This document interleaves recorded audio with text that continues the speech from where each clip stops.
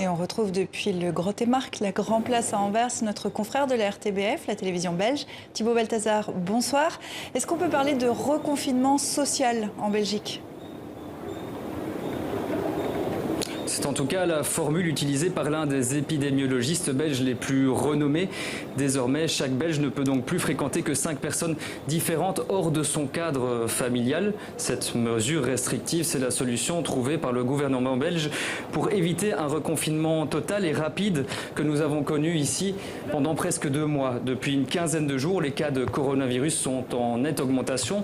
Ça augmente extrêmement rapidement. Il fallait donc des mesures fortes pour pouvoir s'adapter à cette situation de crise et donc éviter une propagation rapide de la maladie. Des mesures relativement bien acceptées par les Belges qui ne veulent plus revivre les drames qu'ils ont connus lors de la première vague d'épidémie. Alors dès ce soir, Anvers, l'une des villes les plus importantes du pays d'un point de vue économique, dès ce soir, Anvers prend des mesures encore plus strictes que le reste du pays. Pourquoi ?